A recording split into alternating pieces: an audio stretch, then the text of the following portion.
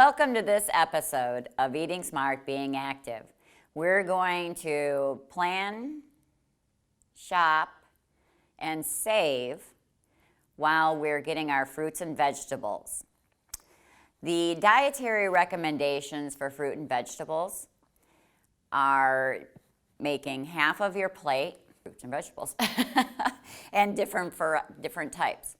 So in meeting our dietary guidelines and having an interesting meal, the use of fruits and vegetables will make it so that you are adding bulk to your diet with low calories. They're high in vitamins and minerals and also fiber.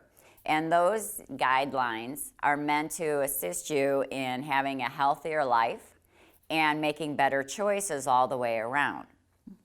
So you're asking yourself, well, how in the world am I going to be able to afford fruits and vegetables?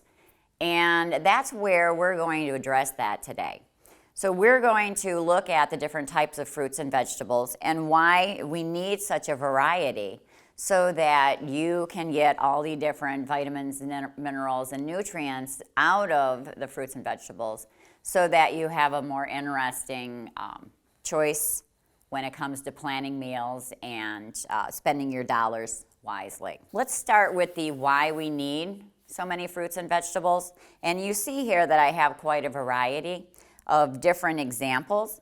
And that's so that you can see that they come in different shapes and sizes and then preparation methods. For a brain exercise, we're going to take out a piece of paper, and at the top of your paper, write the colors of the rainbow, because we're going to do a little brain exercise to think about all the different fruits and vegetables there are and in the different colors, because different colored vegetables will give us different nutrients.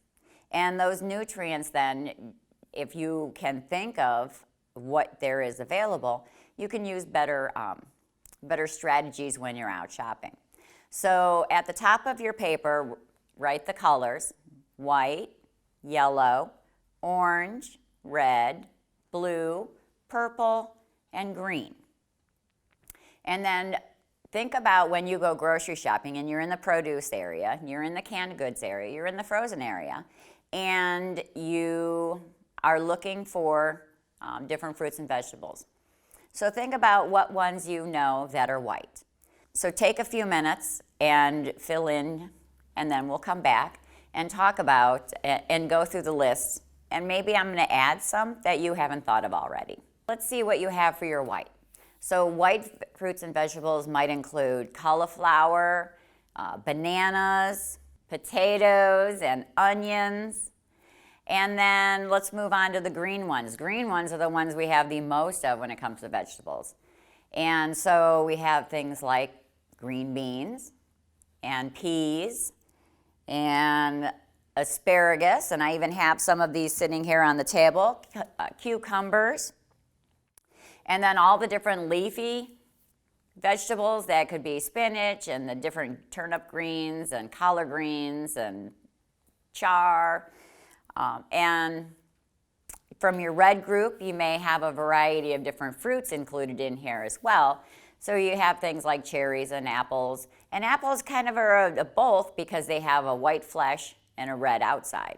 So you might have combinations on some of those, and maybe you didn't think about that. But with the flesh on the inside might be a different color than what the outside is. So speaking of shopping, one of the techniques that is important is that you are shopping in season. So there are fruits and vegetables that are known for certain seasons, but now that we have fruits and vegetables coming from around the world, for some things, like for instance grapes, they're always in season, because while we may have them in the United States during certain months, then south of the equator, they have the opposite. So their in season is the opposite of what ours is. So if you factor in the availability, which now is worldwide, then you can make still affordable choices based on those differences in growing times. But if you're determined to be a purchaser of local foods, then you can go to farmers markets. Some of our farmers markets are open year round. You just have to do a little digging to find out where they're at and getting to them. But they're becoming much more popular throughout the city. And we can help. If you have any questions, you can call me at the office and I can give you some of the locations, or you can check our website and see what ones we have listed and their hours. So when you're at the store, compare prices and look at the different preparation methods. So while something that is fresh may cost a little bit more when it's fresh and in the produce section, but it also may be available as a frozen product and be less expensive. And just because it's fresh does not necessarily mean that it's at its peak of quality, because it depends on how long it's been traveling and how old it is. So while it is fresh, as fruits and vegetables age, they do lose some of their nutrients because just through evaporation and aging. Whereas when they're made or they're picked out in the field, a lot of times the things that they're immediately processed and put into a dried state, or they might even be canned, not far from the field. So then they're picked and packaged immediately, and it retains all the nutrients that were originally fresh. So consider that an option as well. Frozen foods are then less expensive because they don't have the time sensitivity that a fresh one may be. And then dried fruits are concentrated. And now that they're even drying a lot more vegetables that you can use in different food preparations. So you may find dried vegetables that go easily into a soup or a stew or even into a stir fry. And they just need to be rehydrated, or in some cases just put right into whatever your recipe is and baked or cooked the same way. And then you have canned products. And those also can easily be added into a recipe depending on how you want the appearance and the taste. And make sure that you are shopping wisely, because there is a difference in cost when you have national brands and store brands. So take the time to compare the prices. Now, a little bit about food safety when we're talking about fruits and vegetables. And the first thing you should always do, no matter if it's fruits or vegetables or it's anything that you're preparing, you should always wash your hands thoroughly before preparing food and eating food. And washing your hands involves making sure that you're using warm running water, you're using soap, and you're washing your hands, your palms, the backs of your hands, the wrists, and your fingernails. So make sure that you're scrubbing at least for 20 seconds and rinse it off and dry it. Try not to use the same towel over and over in your own kitchens. We have paper towels at least that are disposable, so that you're not reinfecting or getting your bacteria and viruses back on your hands or the dirt. Make sure that you wash your fruits and vegetables, so while you're getting it fresh from the store, realize that even though it's fresh and other people have possibly handled it, so when you do get that home, and make sure that when you're shopping you keep your fruits and vegetables away from your raw meats and other products.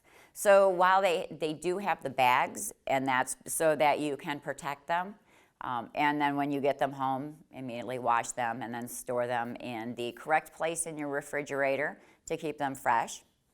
And then on produce that have thick skins like cantaloupe, watermelon, it's important that you scrub them down, even when you have cucumbers and apples, because they have a waxy coating on the outside. You want to make sure that you wash them thoroughly and run them under running water, so that you can get off not only the outside wax, which is meant to protect and keep them fresh, but also so that if there's any residual bacteria and viruses from people handling them, because like you, they want to get the best product, so they're picking it up while they're making their choices. And so make sure that you're scrubbing into the crevices and all the little parts, especially on your cantaloupe and watermelon. People don't think, because you're not eating your rind, but when you cut them, if there's anything on the outside of it, you're just cutting that outside bacteria, viruses, dirt right into the flesh as you're making your cut. So it's important that you do get that washed off. This is a recap of our fruits and vegetables. So make sure that half of your plate, whenever you're setting it up, whether it be for meals, snacks, that half of it be fruits and vegetables, and it's and, not an or. So you should be making a good conscious choice to getting as many as you can in your day. And the vitamins and minerals, nutrients that come in fiber in fruits and vegetables in the whole state, it will keep you much healthier and prevent diseases that may be associated with dietary choices. And then we have different types of fruits and vegetables. So we have whether it's frozen, whether it's fresh, whether it's dried, or whether it's canned. Make the best choice that you can for what you can afford.